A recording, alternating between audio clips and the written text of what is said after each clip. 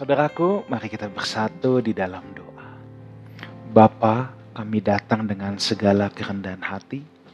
Biarlah kami boleh mendapatkan apa yang menjadi isi hati Bapa. Terima kasih dalam nama Tuhan Yesus, kami mohon pewahyuan dan pencerahan daripadamu saja. Amin. Shalom saudaraku, kembali lagi berjumpa di live study. Sebab orang yang berhenti belajar, berhenti bertumbuh. Saudaraku, kita masih meneruskan Injil Matius. Sekarang di pasal yang ke-26 ayat 14 sampai 29 ya. Jadi bagian kedua dari Matius ini adalah Matius 26 ayat 14 sampai 29 ya. Sekarang rangkaian saat-saat Tuhan Yesus akan diserahkan ya. Mari kita lihat. Saya akan bacakan dulu ayat 14 sampai 16 dulu saja ya. Kemudian pergilah seorang dari ke-12 murid itu yang bernama Yudas Iskariot kepada imam-imam kepala. Ia berkata, "Apa yang hendak kamu berikan kepadaku, supaya aku menyerahkan dia kepadamu?" Mereka membayar 30 uang perak kepadanya, dan mulai saat itu ia mencari kesempatan yang baik untuk menyerahkan Yesus. Nah saudaraku, apakah Yudas memang ditetapkan untuk mengkhianati Yesus? Ini kan pasti yang menjadi pertanyaan banyak orang. Ya. Alangkah malangnya kalau Yudas memang dilahirkan untuk menjadi pengkhianat Yesus. Malang sekali dia saudara ya. Memang ada satu murid yang akan menjual Yesus. Itu sudah dinubuatkan. Tetapi apakah orangnya Yudas? I don't think so. Itu bisa siapa saja, tetapi Yudas yang akhirnya memutuskan untuk mengambil kesempatan ini. Saudara, kalau kita memang melihat sepak terjang Yudas, sejak Yudas menjadi bendahara, dia sudah suka mencuri. Dia memanfaatkan uang kas yang dipegangnya untuk kepentingannya. Dia sangat materialistis. Bahkan ketika beberapa minggu yang lalu, ketika Maria Magdalena kita sudah bahas, itu mengurapi Yesus dengan minyak narwastu yang mahal. Ya, yang setara dengan 300 hari upah orang bekerja. Yudas langsung bilang, "Oh buat apa pemborosan?" Ya, padahal dia incar kan, dia maunya udah mentahnya aja. Kenapa dia mau mentahnya? Supaya dia bisa korupsi. Jadi memang Yudas ini selalu mau mencari keuntungan dirinya untuk keuntungan sesaat. Dan dalam hal ini kali ini dia gak puas korupsi. Mungkin uang kasnya masih terlalu kecil buat dia. Kali ini dia mau menjual Yesus, menjual gurunya untuk keuntungan sesaat. Saudaraku, implikasi buat kita tuh begini. Jangan menjual Yesus untuk apapun. Saya ulang lagi. Jangan menjual Yesus untuk apapun. Mungkin kita bisa berkata, "Tapi pastor, saya tuh gak kayak Yudas. Saya gak jual Yesus kok. Saya gak serahkan Yesus. Saya tetap percaya dalam hati." Saudaraku, mungkin praktek jual Yesusnya tidak seperti Yudas, tapi seringkali orang ada yang sampai mau menjual Yesus loh. Contoh, demi karir. Kalau kamu gak pindah agama, kamu gak bisa naik pangkat. Oke, baik, saya pindah agama. Itu menjual Yesus, saudara. Pacaran, beda iman. Lalu kekasihnya bilang, "Kamu mau merit sama aku? Kamu tinggalkan Yesusmu, ikut aku." Itu praktek menjual Yesus, saudara. mungkin bilang, oh iya yang penting dalam hati tetap percaya. Oh enggak bisa, itu praktek menjual Yesus. Barang siapa malu mengakuiku depan manusia, aku juga tidak akan mengakuinya depan Bapakku. Yesus bilang begitu, bukan? Oke, itu yang cara kasar. Itu yang cara kasar. Ada yang menjual Yesus dengan cara yang lebih halus. Mungkin bilang, saya nggak pindah agama, saya tetap Kristen. Ya, oke. Tapi terus kemudian menerima suap, menerima korupsi, melakukan korupsi dan kejahatan lainnya. Oh, saya tetap Kristen kok. Tapi dia tahu apa yang dia lakukan itu mendukakan Tuhan. Itu sama saja saudara dengan menjual Yesus juga. Itu sama saja juga dengan menyangkal Yesus loh. Nah, jadi implikasi buat kita adalah kita jangan menjadi Yudas. Kita jangan menjual Yesus demi karir, demi jodoh. Itu sebabnya saya mau mendorong kita semua untuk punya prinsip Yesus cukup bagiku. Yesus cukup bagiku. Mungkin saudara bilang, masa Yesus cukup bagiku? Kita kan hidup perlu uang. Kita hidup perlu mobil, rumah. Oh iya betul. Yesus cukup bagiku maksudnya adalah sumber damai sejahtera kita adalah Tuhan Yesus. Sumber damai sejahtera kita tidak ditentukan oleh fasilitas-fasilitas yang kita miliki. Kita boleh memiliki itu, kita boleh menikmati itu. Tetapi ketika kita berbahagia itu pun oleh karena fasilitas-fasilitas yang Tuhan izinkan, Tuhan titipkan kepada kita. Kita harus bawa itu sebagai ucapan syukur juga kepada Tuhan.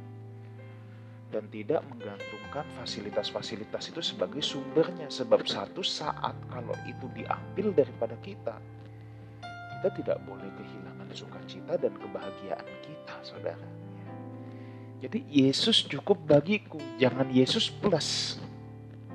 Oke, ayat 16 dulu ya. Di sini tadi kita lihat, dan mulai saat itu ia mencari kesempatan yang baik untuk menyerahkan Yesus. Tuh lihat, kalau orang sudah mau berbuat jahat, itu seringkali mencari saat yang tepat untuk melancarkan aksinya.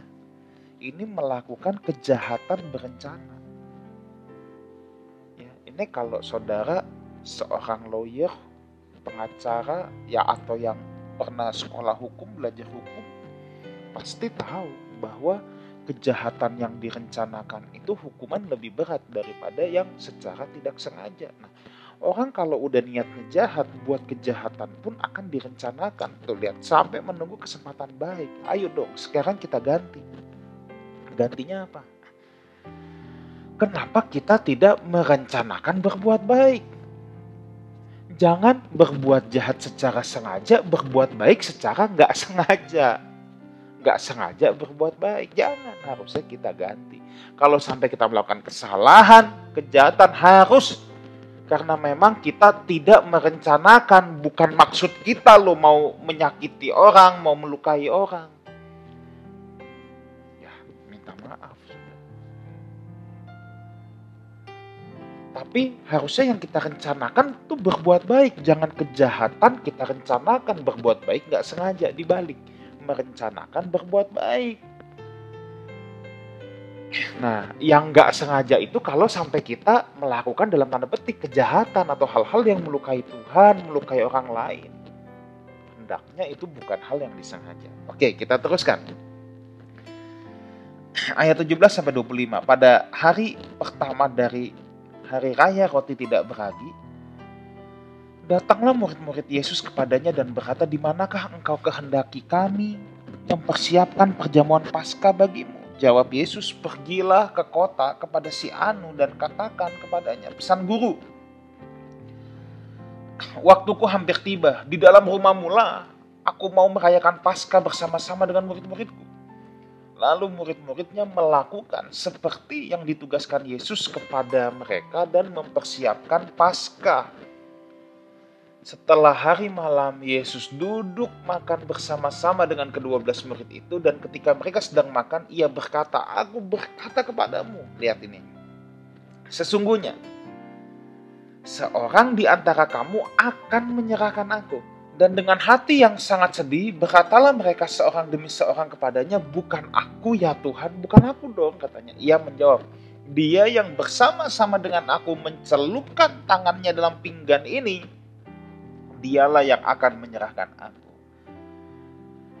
Anak manusia memang akan pergi sesuai dengan ada yang tertulis tentang dia. Akan tetapi celakalah orang yang olehnya anak manusia itu diserahkan. Adalah lebih baik bagi orang itu sekiranya ia tidak dilahirkan. Yudas yang hendak menyerahkan dia itu menjawab, katanya, "Bukan aku ya Rabi." Kata Yesus kepadanya, "Engkau sendiri yang mengatakannya." Saudara, bacaan ayat ini kembali pasti akan memperdebatkan apakah Yudas dipilih untuk dibinasakan atau tidak. Ini masalah klasik dalam predestinasi, dan saya sedang tidak hendak membahas predestinasi. Tetapi saya hanya ingin memberikan gambaran saja, gambaran besar ya saudaraku. Bahwa sebenarnya kita jangan memperdebatkan apakah Yudas dipilih untuk dibinasakan atau tidak. Jangan masuk karena itu. Kenapa? Saudara, sesungguhnya manusia tidak mungkin bisa memahami Tuhan. Kenapa? Sebab ya, kita ini bergerak dalam waktu yang linier. Dalam kronos namanya. Kronos itu kita dapat kata kronologi, urutan-urutan waktu. Kita nggak bisa tebak tahun 2022, tahun 2023, 24. Kita kan bergerak dalam waktu yang linier. Tapi Tuhan bergerak dalam waktu yang kekal, aineos. Ibaratnya saudara ya, kalau katakan ini buku novel, saudara, ini buku novel 1000 halaman. Kita itu bergerak dalam kronos, dalam linier itu page per page. Tuhan penulis novelnya, penulis hidup kita, Tuhan melihat dari luar. Bagi kita, halaman 1 dan halaman 500 is so much different. Tapi bagi Tuhan, halaman 1 sampai 1000, it's same, sebab dia melihat dari luar. Kita menjalani hanya di dalam, Tuhan melihat dari luar. Itulah sebabnya kita jangan coba-coba menguak misteri itu, saudara. Kita tidak perlu menyelami kemahatauan Tuhan. Karena tidak mungkin. Kenapa nggak mungkin? Ya bayangkan, itu tadi cuma perumpamaan. Tuhan dari luar sini, kita butiran debu yang ada di dalam. Saudara tahu otak kita sebesar apa? Saudara kepel telapak tangan saudara, kira-kira otak kita sebesar kepalan tangan kita, saudara. Bagaimana bisa otak manusia yang sekepalan tangan ini mencoba memahami Tuhan yang begitu besar? Kalau sampai bisa, saudara, kalau sampai bisa otak manusia yang sekecil ini memahami Tuhan yang begitu besar, maka saya beritahu, Tuhan tidak lagi maha. Tuhan tidak lagi hebat. Otak kita segini aja bisa paham kok. Tapi ini bukannya berarti kita jadi nggak mau belajar kebenaran dan anggap semuanya, nggak bisa lah udah. Kita sih nggak usah memahami. Itu mah namanya males. Kita memahami sebatas yang bisa kita pahami. Kita tidak perlu memaksa untuk memahami hal-hal yang memang tidak bisa kita pahami. Nah, tapi ada satu aspek yang menarik di sini ya. Ya, jadi kita harus mempertanyakan justru motif Yudas untuk mengikut Tuhan Yesus. Jadi ingat, kita jangan memaksa memahami kemahatauan Tuhan 100%. Tugas kita adalah melakukan yang terbaik, bukan melemparkan kesalahan kita kepada kemahatauan Tuhan. Kalau begitu nanti repot loh. Kita hidup semaunya, terus kita bilang, aku ditentukan memang begini, Tuhan sih tentukan aku jadi jahat loh. Itu bukan ranah kita loh. Dan kita jangan menuduh Tuhan seperti itu. Masa orang ngerampok, aku ngerampok karena aku ditetapkan Tuhan jadi perampok. Ya gimana? Itu namanya melemparkan kesalahan kepada kemahatauan Tuhan. Itu bukan tugas kita. Tugas kita adalah melakukan yang terbaik. Tapi ada satu aspek yang menarik di sini adalah ketika kita mempertanyakan motif Yudas untuk mengikut Tuhan Yesus. Kalau kita kembali lagi ya ke pembahasan yang dulu ketika Yesus memanggil murid-murid, kita tahu saudara, bahwa tidak ada satupun murid Tuhan Yesus yang punya motif 100% benar-benar benar. Artinya mereka mengikut Tuhan Yesus itu memang mengharapkan naik kelas, jadi murid rabi. Saya singkatkan aja ya. Untuk cita-cita orang dulu, dipilih menjadi murid rabi, itu adalah sebuah kebanggaan, sebuah kehormatan.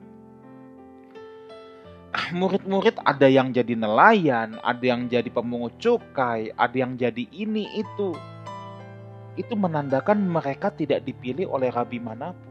Yesus saat itu rabi muda yang sedang naik daun, lalu berkata kepada mereka, ikut aku. Ini jackpot. Ini jackpot bagi murid-murid. Ya. Nah, apalagi khususnya Yudas. Menurut beberapa ahli PB, dia adalah bagian dari kaum pemberontak yang melawan Romawi.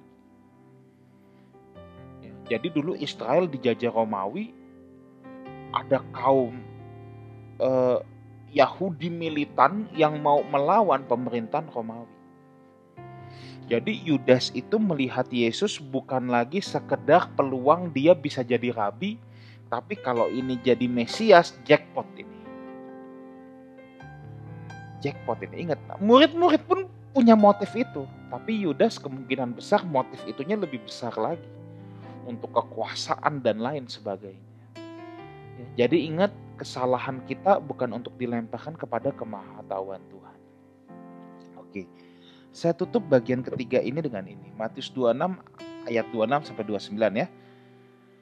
Dan ketika mereka sedang makan, Yesus mengambil roti, mengucap berkat, memecah-mecahkannya, lalu memberikannya kepada murid-muridnya dan berkata, ambillah, makanlah, inilah tubuhku. Sesudah itu ia mengambil cawan, mengucap syukur, lalu memberikannya kepada mereka dan berkata, minumlah kamu semua dari cawan ini. Sebab inilah darahku, darah perjanjian yang ditumpahkan bagi banyak orang untuk pengampunan dosa. Akan tetapi aku berkata kepadamu, mulai dari sekarang aku tidak akan meminum lagi hasil pokok anggur ini sampai pada hari aku meminumnya, yaitu yang baru bersama-sama dengan kamu dalam kerajaan Bapakku. Saudara, ada beberapa hal secara cepat saja. Saudara membaca ini pasti kita teringat dengan peristiwa yang selalu kita biasa lakukan di banyak gereja 1 bulan sekali yang namanya perjamuan kudus. Saya harus menekankan bahwa di Alkitab tidak pernah ada kata-kata perjamuan kudus. Yang ada perjamuan Paskah, perjamuan malam, perjamuan makan. Ya. Di sini adalah perjamuan Paskah. Pada saat Paskah, ingat Paskah itu hari raya terbesar bagi orang Yahudi. Kalau orang Chinese Xinjia kan kira-kira gitu. Ya, kalau orang bule itu mungkin Christmas ya, di mana semuanya berkumpul, makan keluarga dan lain sebagainya. Ini makan Paskah. Ini betul-betul makan. Kenapa Yesus mengambil roti? Karena pada saat itu roti adalah kebutuhan atau makanan pokok orang Yahudi. Jadi saya mau kita semua melihat esensi dari perjamuan Tuhan. Saya mau kita semua melihat esensi dari perjamuan Tuhan, saudara. Sebab ini kan kalau kita lihat ini ada yang berdebat. Ada yang bilang ini roti saat kita angkat betul-betul menjadi tubuh Kristus. Lalu ada yang bilang itu namanya transubstansi. Itu hanya lambang. Udah saudara, kita gak usah ribut yang gitu. Esensi perjamuan Tuhan adalah, nanti kita ulang lagi bahas. Ketika kita bahas penetapan perjamuan makan di kitab Korintus. adalah mengingat kematian Tuhan sampai Ia datang. Kalau saudara lihat di sini, Tuhan Yesus mengambil roti ini sebagai perlambangan bahwa ini adalah tubuhnya. Coba saudara lihat, intinya sasaran tembak utamanya tuh di mana? Mengingat kematian Tuhannya, mengingat pengorbanan Tuhan bahwa ini tubuh Tuhan, atau pada rotinya. Nah ini, banyak orang ributin rotinya, bukan esensinya. Dengar baik ini, perjamuan Tuhan itu adalah the real food with the spiritual meaning. Makanan asli dengan makna spiritual. Jangan dibalik, bukan spiritual food with the real meaning. Ada orang yang menjadikan ini spiritual food. Sampai perjamuan kudus dibawa-bawa pulang. Dikoleksi di rumah.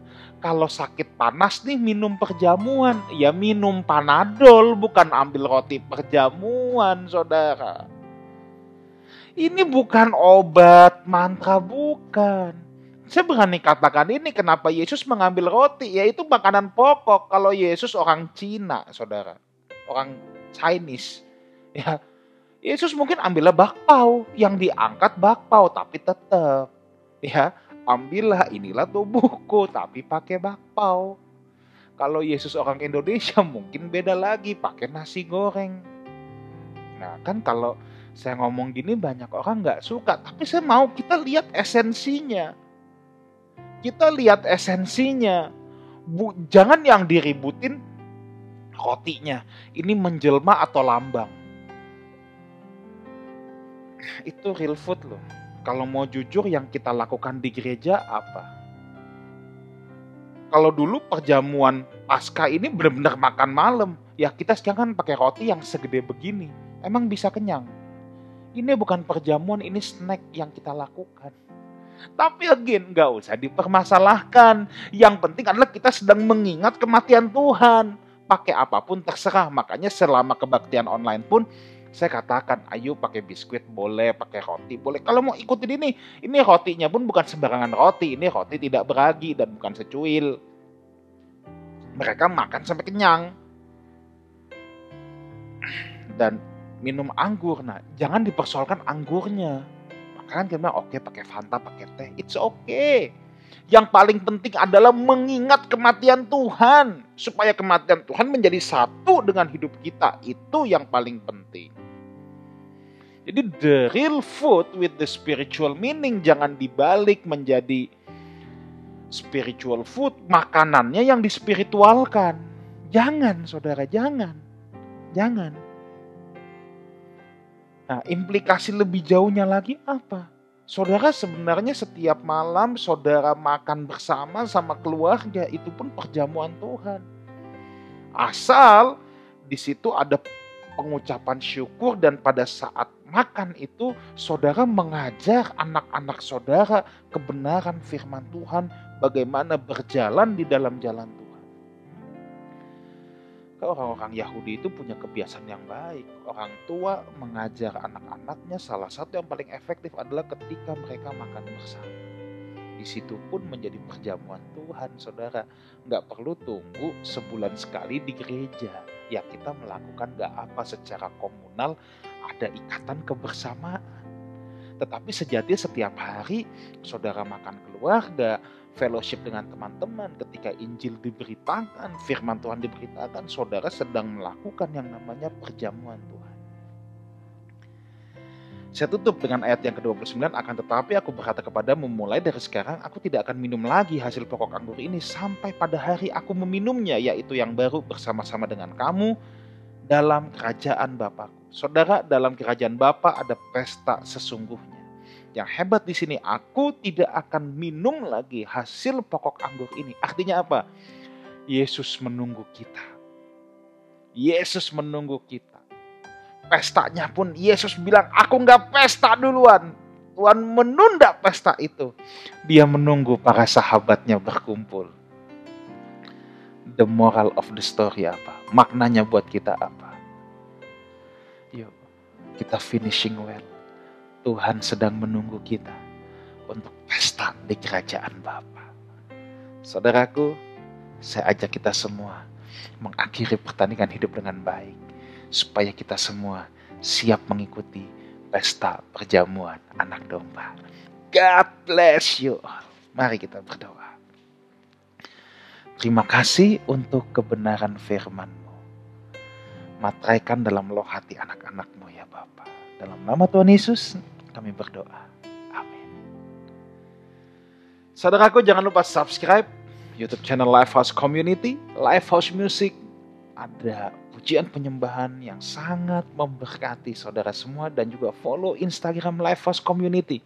Di sana ada live message yang akan memberkati Bapak Ibu Saudara. Setiap paginya ada renungan pagi untuk memulai hari yang indah bersama Tuhan.